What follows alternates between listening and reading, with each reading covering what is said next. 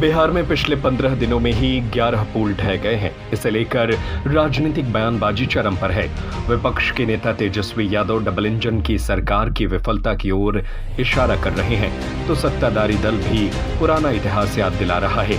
ताजा कड़ी में केंद्रीय मंत्री चिराग पासवान ने प्रदेश के पूर्व डिप्टी सीएम रहे तेजस्वी को भरोसा दिलाया है कि दोषी को छोड़ा नहीं जाएगा। भाई, जो विपक्ष, पहली बात तो मैं इस पे आरोप प्रत्यारोप में मैं नहीं जा रहा, पर जो विपक्ष इस पे सवाल खड़े कर रहा है, उस विपक्ष को भी समझने की जरूरत है भैया कि ये पुल रातों रात निर्माण नहीं हुआ। ये उसी समय निर्माण हुआ है जिस वक्त ये लोग भी सरकार में थे। पर बहरहाल इस बात को सुनिश्चित किया जाएगा कि जिस किसी ने भी भ्रष्टाचार की वजह से गुणवत्ता के साथ समझौता किया है, ऐसे हर एक दोषी को चिन्हित कर बिहार में हमारी सरकार उसके ऊपर कार्रवाई करने का काम करेगी, ये विश्वास दिलाते। पटना में केंद्रीय मंत्री चिराग पासवान ने एक सवाल के जवाब में कहा, जो लोग ये कह रहे हैं कि एनडीए सरकार लूटने में लगी है, उनसे पूछना चाहूंगा कि ये निर्माण कार्य किसके समय में हुआ। निर्माण उसी समय हुआ है जिस वक्त यह लोग भी सरकार में थे। उन्होंने आगे कहा कि वो आरोप प्रत्यारोप की सियासत से ऊपर उठकर काम कर रहे हैं और उनकी सरकार दोषियों के खिलाफ सख्त कदम उठाने की कोशिश में है।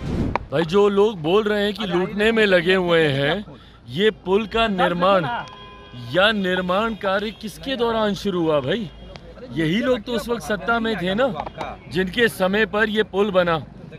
आज एनडीए की सरकार आई है, आते ही पुल का निर्माण हो गया, ऐसा तो नहीं है। शिक्षा विभाग में भ्रष्टाचार और डीईओ को निलंबित करने के सवाल पर केंद्रीय मंत्री ने कहा कि जिस विभाग में भ्रष्टाचार हुआ है, मुख्यमंत्री जी कई बार इस बात को कह चुके हैं कि वह भ्रष्टाचार से समझौता नहीं करेंगे। जिस तरह से किशनगंज की घटना सामने आई, तुरंत उसके ऊपर कार्रवाई भी हुई। करप्शन से कोई समझौता नहीं किया जाएगा। भाई, जिस विभाग में भ्रष्टाचार हुआ है, मुख्यमंत्री जी कई बार इस बात को कह चुके हैं कि वो भ्रष्टाचार से किसी तरीके का समझौता नहीं करेंगे।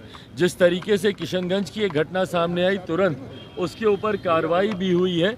ये उसी पहल के तहत है जहां पर करप्शन से कोई समझौता हमारी सरकार में बर्दाश्त नहीं किया जाएगा और आने वाले दिनों में भी इस बात को सुनिश्चित किया जाएगा कि जहां पर जो भी, भले वो निर्माण कार्यों को लेकर हो या किसी भी तरीके का भ्रष्टाचार हो, अधिकारी हो या जो भी व्यक्ति विशेष या कोई संगठन हो, उसके ऊपर कार्रवाई की जाएगी। उन्होंने भ्रष्टाचार को लेकर जीरो टॉलरेंस की बात की।